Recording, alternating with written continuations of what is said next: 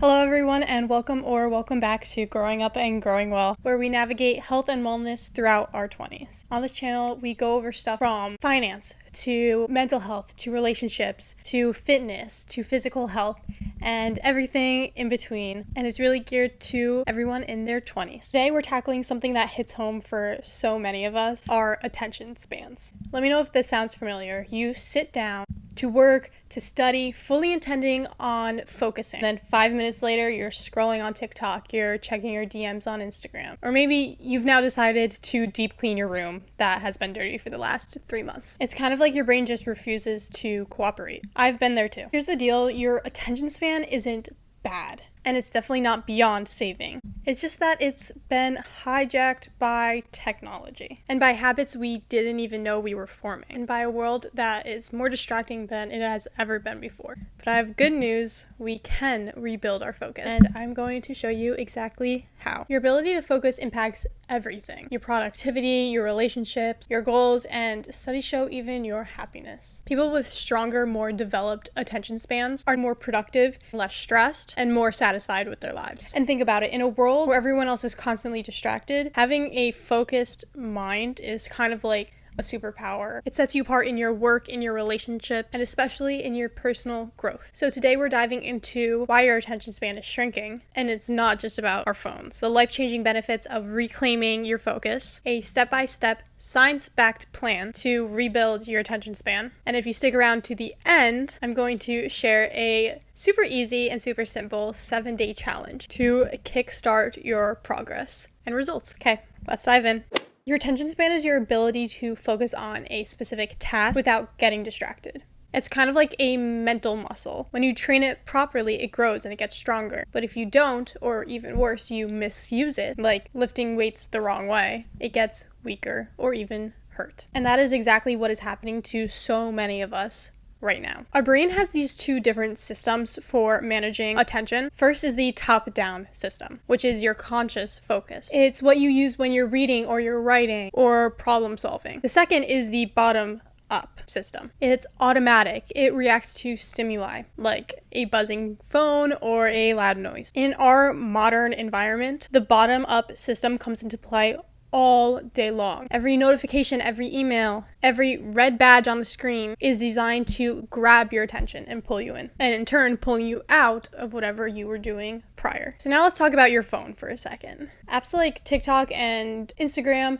they are engineered to keep you scrolling. They use bright colors, infinite scrolling, and specific algorithms that feed you content that is perfectly tailored towards you and your interests. And it's not by accident. You are being trained to seek this constant stimulation. And here's some science for you. Every time you check your phone or you switch a task, your brain gets a hit of dopamine, a feel-good chemical. But over time, your brain starts craving this dopamine rush or those quick dopamine hits and finds it harder and harder to focus on anything long term. It's kind of like junk food for your brain. It's satisfying in the moment, but terrible for you in the long run. So we've all been there where you open Instagram or you open TikTok to just check one thing, to look up one video, and suddenly an hour goes by. All of us have done this. All of us probably continue to do this. But the good news is dopamine isn't the thing we want to avoid. We just need to learn how to control it in ways that benefit us and our long-term goals and dreams and aspirations. And focus isn't just about getting work done or studying or checking emails. It really is about everything in life. First, let's talk about productivity. Imagine finishing your work in half the time that it usually takes you and actually having energy left over to work on your hobbies or your new business or decorating your house or spending time with friends, family, and then going into relationships. When you're truly present with someone and your focus is 100% on them and not half on them, half on your phone, it really does strengthen your bond and bring people closer and build those relationships. And then going into your hobbies and your goals and your dreams and aspirations. Whether it's learning to play guitar, starting a small business, learning a new language, focus is really the bridge between dreaming and actually doing. And then lastly, your mental health. This constant distraction creates all of this anxiety and actually lowers your happiness. On the flip side, being able to actually focus leads to mindfulness and flow and just feeling good about yourself in general and the work that you are doing. So kind of picture this. Imagine sitting down for an hour and getting up out of your seat or out of whatever task you are doing and actually feeling accomplished and being so amazed and proud of yourself for getting an hour straight of just perfect productivity and entering your flow state, or even spending an evening reading a book, feeling completely immersed in it instead of just feeling distracted and forgetting the names of all the characters and not really remembering what you had just read in the previous page. That is the kind of transformation that I'm talking about in this video and what I hope at least a few of you will feel after watching this. So let's get into actually rebuilding your attention span. Monotasking over multitasking. Multitasking is a productivity killer, and studies show that trying to multitask can lower your efficiency by up to 40%. Scientists have also found that only 2% of our entire population in the world can actually effectively multitask. So instead, focus on one thing at a time. Start with just 5, 10, 20-minute sessions where you commit to not switching tabs, checking your phone, or any other distraction that might be interrupting you. Over time, you're going to be able to extend this time to 20, to 30, to an hour, to 2 hours of time where you are not being distracted. The Pomodoro technique. The Pomodoro technique is a method that works because of how simple it is. And it ties into what we had just talked about. So it's where you focus on your work for 25 minutes straight, no distractions, followed by a 5-minute break. So if you're trying to write a book, you sit there and you write for 25 minutes, then you get up. This is not a time to go on your phone and start scrolling because you want to stay in your flow state. But you get up, maybe you do some stretching, maybe you go outside, maybe you grab a glass of water, a snack, and then you get right back to it for another 25 minutes. You can do this by setting timers or use apps like Focus Keeper or Forest, which are some unique, fun apps that will help you stay off your phone and stay focused. Delay gratification. One way we can break this dopamine cycle is by postponing rewards. For example, tell yourself, I'll check Instagram after I complete this task. It's a small shift, but it will really help rewire your brain. Create a distraction-free environment. A great way to help your brain know that it's time to sit down and work and focus and get into your flow state is to have one specific space in your home, whether it's a whole room, whether it's a desk, whether it's a corner of a room, where notifications are turned off. Maybe you don't even bring your phone into that space. Your browsers are blocked. No pets or loud noises are going to be coming into that room. No TV in that room. So just make an environment for yourself where there are no distractions and it's just you and your work.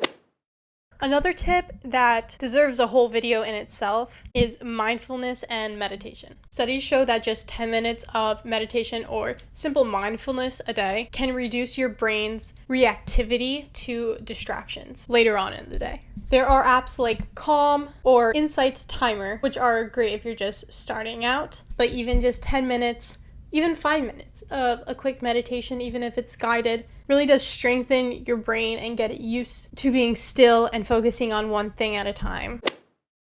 So the last thing is very general, and I probably talk about this in every single video because all aspects of your life, when it comes to wellness and good practices, they all blend into one. So your diet, your sleep, and exercise all have a huge impact on your attention span and your ability to focus. So try to aim for that 7 to 8 hours of sleep. Eat brain healthy foods like whole foods, specifically nuts and leafy greens and fish. Definitely try to implement regular movement. So every single day, some sort of movement, whether it's lifting weights or walking or running or doing yoga or a quick stretch. All of these things help boost your mental clarity.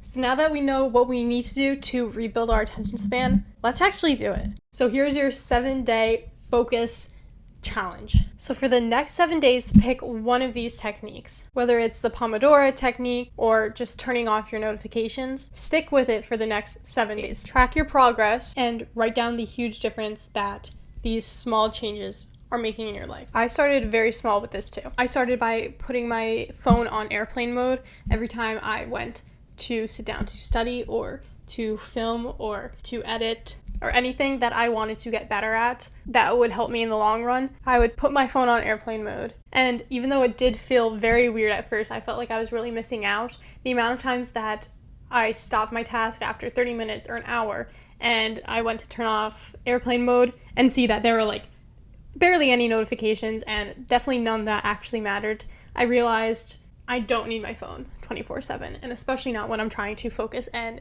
work on myself. And definitely within a week, I noticed I was getting so much more done and even feeling a lot less stressed. Now, I started this about a year ago, and over the last 11 or 12 months, I've started slowly implementing all of these things into my focus everyday routine. And now it's easy to sit down and work on something without even thinking about going on my phone or even thinking about a different task than the one at hand. So to recap, rebuilding your attention span is about monotasking, managing discipline, managing your dopamine, creating a distraction-free environment, and fueling your brain. These aren't quick fixes by any means. They are lifetime habits. But trust me, the payoff is so worth it. Now, I did just post last week a video about habits, how to create habits, how to form habits, and how to get rid of bad habits. So this one definitely ties in with that video. So if you want to go watch that, it'll be right at the end of this video. If this video resonated with you, share it with a friend, leave a comment, and subscribe to Growing Up and Growing Well. And in our next episode, we are going to be going even further into this episode by going over specifically how to break free from your phone addiction. Remember, your ability to focus is like a superpower. Reclaim it and you'll be unstoppable. See you next time. Bye, guys.